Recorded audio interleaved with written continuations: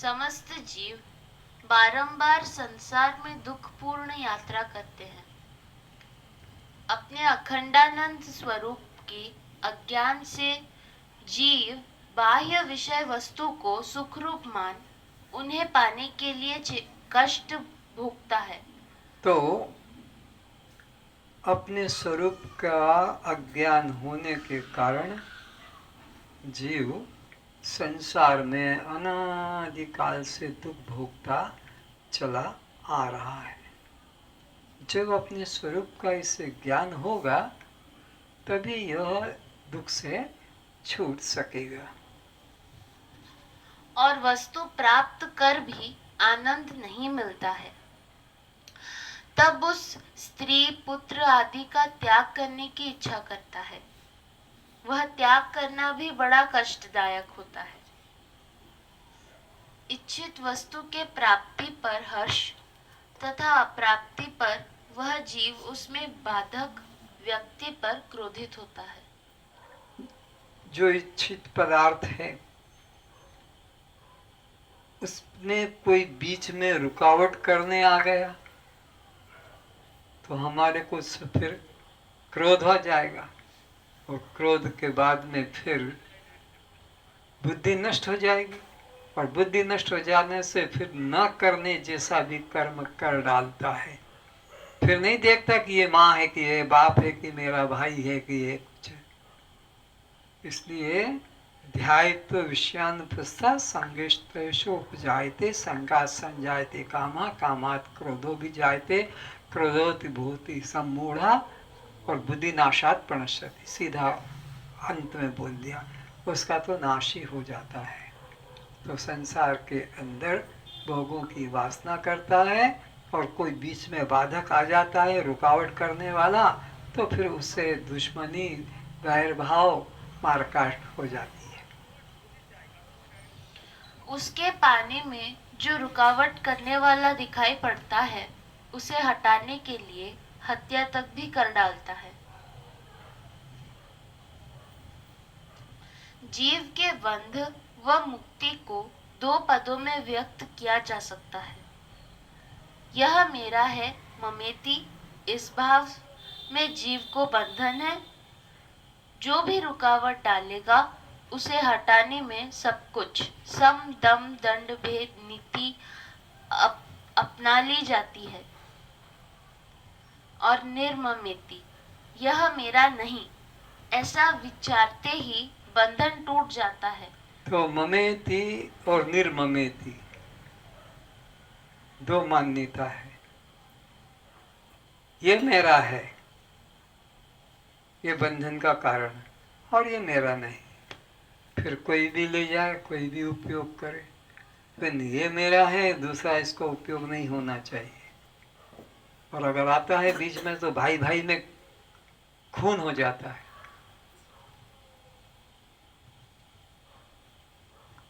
ठीक। बंधन टूट जाते ही उसी क्षण मुक्ति है। आत्मा में तो बंधन नहीं है, आत्मा सदा मुक्त है। तो मन बंधा रहता है तो बंधन है, और मन अगर बंधा नहीं तो वो मुक्त है। आत्मा तो नित्य मुक्त है। मुझ में तो बंधन है ही नहीं, पर वो जो मेरा मन है वही आसक्ति करके बंधन को पाता है और वही आसक्ति छोड़ने से मुक्त होता है। बंधन व मोक्ष का कारण मन है। विषयी लोगों के साथ बैठ उनसे विषय चर्चा सुनकर विषयों में सुख बुद्धि से मन आसक्त हो उन विषयों को प्राप्त करने की इच्छा करता है। तब उससे बंधन बढ़ते बढ़ते दुर्गति को प्राप्त कर लेता है। बंधन कैसे बढ़ते हैं, एक घटना याद आ रही। एक संत जंगल में झाड़ के नीचे रह रहे थे। लोग जाते आते हैं, रास्ते वाले देख रहे हैं। कुछ लकड़ी काट के जंगल से ले जाते हैं, बिक्री करते हैं। फिर दर्शन करने के लिए, प्रणाम करने के लिए रुकते हैं। तो कुछ लोगों ने कहा महाराज महिलाएं भी इस रास्ते से आती जाती है, मतलब आप कम से कम एक लंगोट तो पहन लो। बोले मैं लंगोट कहाँ पाऊँ? हम आपको ला के देंगे, मर्जी तुम्हारी। लिंगोट रख महाराज को पहना दी। महाराज नहाने के लिए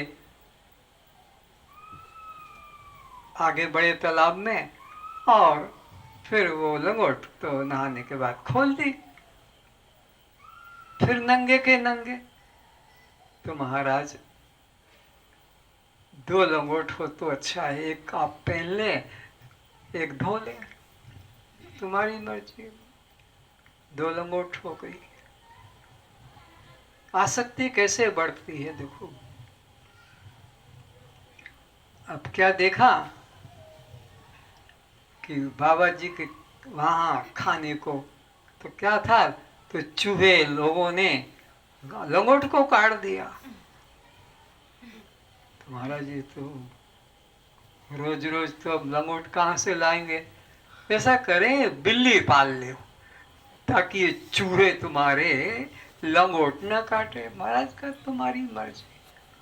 अब वो बिल्ली को चूहे कुछ तो मिले, और जब नहीं मिले तो बिल्ली कमजोर होने लगी।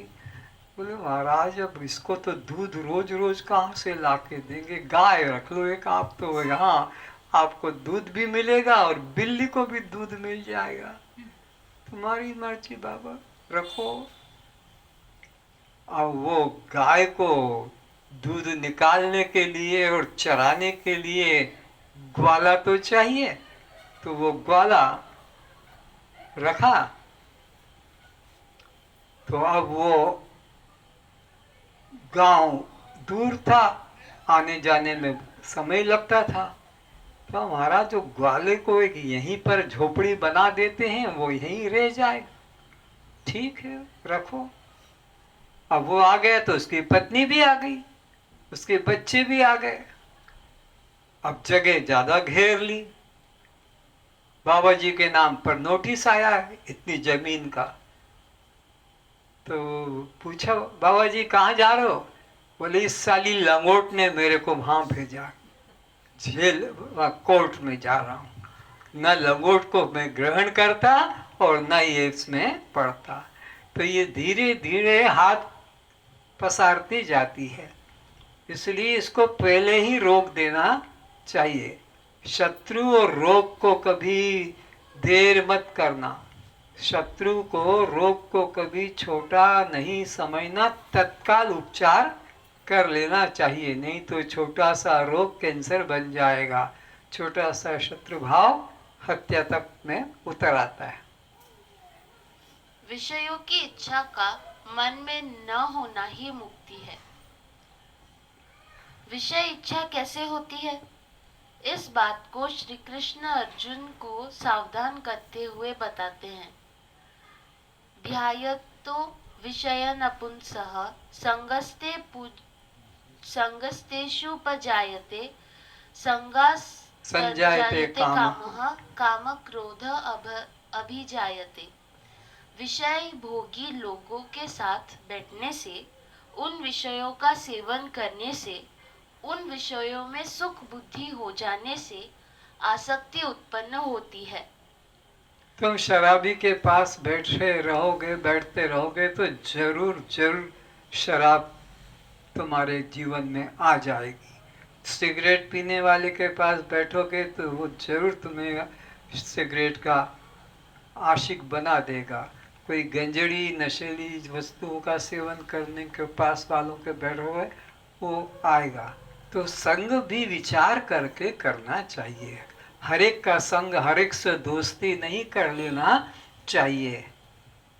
बिना विचारे जो करे पाछे पछताए, वो पछताता है। इसलिए साधु ज्ञानी महात्मा का संग करोगे तो तुम्हारे अंदर भगवान की भक्ति ज्ञान जगेगा।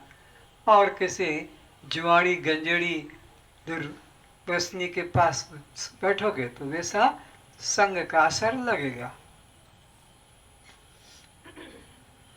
आसक्ति से उन पदार्थों को पाने की कामना जागृत होती है। तो कभी भी निंदा करने वालों के पास नहीं बैठना चाहिए। और निंदा करने वाले तुम्हारे पास आते हैं और निंदा तुम्हें अच्छी लगती है, तो तुम चाय पिलाते हो, थोड़ा नाश्ता करा देते हो, और उसको चाय नाश्ता रोज मिल जाता है, इधर उधर दो चार बातें तुम्हारे को सुना दे, यानी यहाँ वहाँ का कचरा तुम्हारे घर में मन में डाल देता है, तुम्हें अच्छा लगता है। इसलिए कभी भी निंदा करने वालों का संग मत करना, कि जिसकी तुम निंदा सुनोगे उसका पाप तुम्हारे अंदर आ जाएगा। ये नियम है। किसी का भी दोष कोई भी सहन नहीं कर पाता है। तो जो बताता है कि एक बात मैं बताता हूं पर किसी को मत बताना, तो किसी को जब नहीं बताना तो मेरे को क्यों बता रहा है? पर तू तो मेरा मित्र है ना, तेरे को बिना बताए चैन नहीं, बस लगी बीमारी। उसने इधर पीठ घुमाई, तुमने दोष ढूंढा इधर। एक बात बहुत टॉप सीक्रेट है, किसी को मत बताना।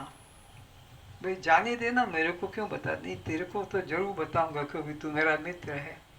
तो ये पाप को हजम कोई नहीं कर सकता, ये बात है। इसलिए किसी की निंदा सुनोगे वो पाप तुम्हारे ऊपर चढ़ जाएगा। इसलिए कभी भी किसी की निंदा मत सुनो। और तुम निंदा चाय नाश्ता करा करा के सुनते हो, और सुना, और क्या देखा तुमने, और क्या हो रहा था, और क्या हो रहा था, ऐसे तुम ज्यादा रस लेते हो। फिर उन पदार्थों को पाने के लिए अपना मन तन धन को साथ जोड़ देता है। कामना में विघ्न पड़ने पर, इच्छित पदार्थ प्राप्त न होने पर उन लोगों के प्रति क्रोध उत्पन्न हो जाता है जो उस भोग पदार्थ को पाने में रुकावट करने वाले प्रतीत हो रहे हैं। क्रोध उत्पन्न होने से अत्यंत मूढ़ता उत्पन्न हो जाती है। यदि शराबी को शराब हेतु घर में पत्नी बच्चे रुकावट डालते हैं तो उन्हें मारपीट करना तो साधारण सी बात है। हत्या तक कर देता है, जला देता है, गला घोट देता है, छत ऊपर से फेंक देता है। इस प्रकार कामी क्रोधी अत्यंत मूढ़ता को प्राप्त होने से विवेक शून्य हो जाता है। स्मृति में भ्रम हो जाता है, अर्थात कर्तव्य अकर्तव्य को भूल जाता है कि मुझे क्या करना उचित होगा व क्या करना अनुचित होगा। मैं कौन हूँ एवं क्या कर रहा हूँ, इसका क्या परिणाम होगा, ऐसा निश्चय नहीं कर पाता। जैसे कि जुआ खेलने वाला राज्य व पत्नी तक को दाव लगा देता है। देखो ना, पांडव युधिष्ठिर जैसे और अपनी पत्नी को भी दाव पे लगा दिया, जबकि पत्नी कोई संपत्ति तो है नहीं कि जिसको दे दिया जाए, लेकिन पत्नी को भी दाव पे लगा दिया। तो उस युग के लोगों की बुद्धि तो देखो, अपने भाई की पत्नी को बड़ी सभा में नग्न करने में लगे हैं। ये किसी उस समय के लोगों का कोई चरित्र है?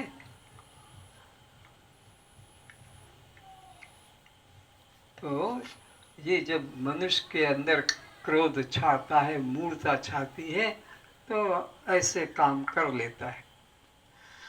तब स्मृति विभ्रम होने से बुद्धि नाश अर्थात ज्ञान शक्ति, सोचने की शक्ति, सही गलत का निर्णय लेने की क्षमता समाप्त हो जाती है। और बुद्धि को नाश हो जाने से यह व्यक्ति अपने मानवता से गिर पशु वृत्ति को प्राप्त होता है, अर्थात दुर्गति को प्राप्त करता है। महाभारत युद्ध इसका ही प्रकट प्रमाण है। योग वशिष्ठ महारामायण में श्री राम को भी यह उपदेश दिया है। चित्त में नाना प्रकार की वासना ही व्यक्ति को बंधन में डालने का मुख्य कारण है। समस्त इच्छाओं का त्याग हो जाना ही मोक्ष है। हे राम, जब तुम वासना का त्याग करोगे और मोक्ष की भी इच्छा न करोगे, तब तुम तत्काल बिना प्रयास, बिना साधन के मोक्ष को प्राप्त कर लोगे। जैसे आम का पका फल या पहाड़ वृक्ष या मकान छत से गिरा व्यक्ति भूमि को बिना प्रयत्न स्वतः ही प्राप्त हो जाता है। अपरोक्त कथन से यह निष्कर्ष निकला कि वासना बंधन रूप है। तो अतः जिस व्यक्ति ने वासना का त्याग कर दिया, समस्त वासनाओं का, वो बिना इच्छा किए ही मुक्ति को प्राप्त कर लेता है। कैसा? जैसे वृक्ष से पका फल अपने आप ही पृथ्वी को पा जाता है। वृक्ष पका हुआ फल हवा के झोंके से गिरेगा या पहाड़ के ऊपर से कोई गिरेगा तो वो जमीन पे अपने आप आ जाएगा। तो इसी प्रकार जिसने सब वासनाओं का त्याग कर दिया, वो बिना इच्छा के मुक्ति को प्राप्त कर लेता है। जैसे आम क्या गृहस्थी, क्या ब्रह्मचारी, क्या सन्यासी, सबके मन में नाना प्रकार की वासनाएं भरी पड़ी है। गृहस्थ धन, पुत्र, स्त्री, पुरुष में आसक्त है। सन्यासी चेले, आश्रम, धन संग्रह में फंसे हैं।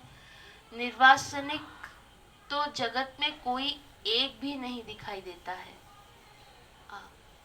संसारी लोग जिस ब्रह्म विद्या को न प्राप्त कर परमात्मा को जानने की इच्छा से सोए हुए हैं, उदासीन हैं, अप्रयत्नशील हैं, उसी ब्रह्म विद्या द्वारा ब्रह्म प्राप्ति के लिए मुमुक्षु संसार से वैराग्यवान हो प्रयत्नशील है।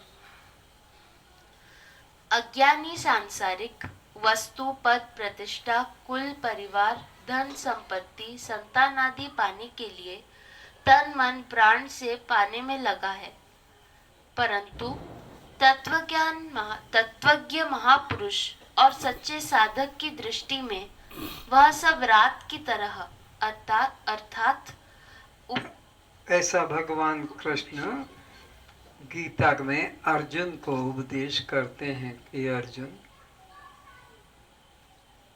या निशा सर्वभूतानां तस्याम जागर्ति संयमी।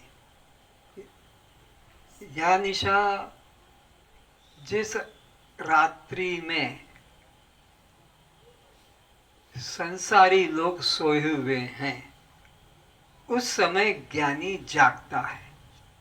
अब इसका मतलब क्या है कि ज्ञानी रात को जागता है और संसारी सोते नहीं। जिस अनित्य धन, पुत्र, संपत्ति के लिए ये अज्ञानी लोग लगे हैं और परमात्मा को पाने की तरफ पीठ किए हुए हैं, सोए हुए हैं, इन्हें उनको कोई इच्छा ही नहीं, जरूरत ही नहीं है। यस्याम जागृति भूतानि तस्याम सा निशा पश्यते मुने।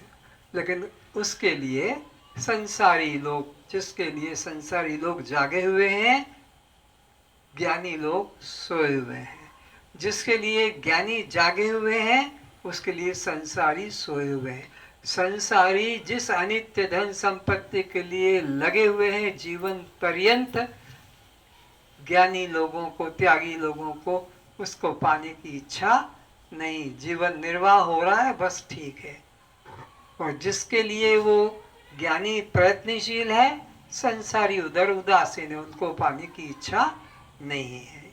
ये ज्ञानी के और अज्ञानी के जीवन का, प्रयत्न का प्रभाव बता रहे हैं। उनके मन में आत्मानुभूति के अतिरिक्त किंचित भी जगत के अनित्य पदार्थ एवं संबंधी जनों के प्रति महत्व नहीं होता है।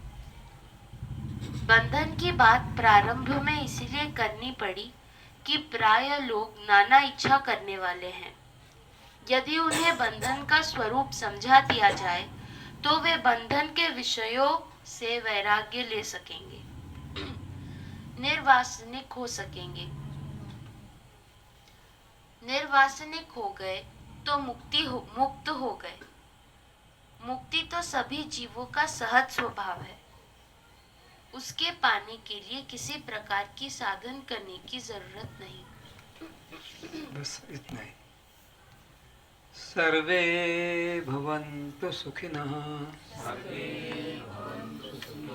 सर्वे सन्तु निरामया,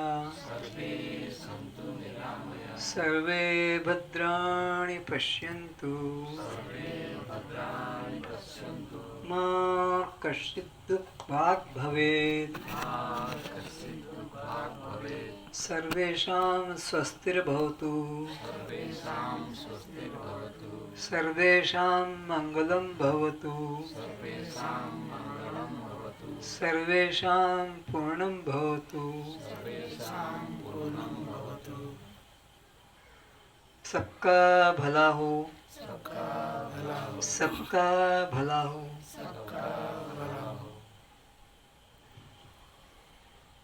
सभी अपने नेत्र खोले।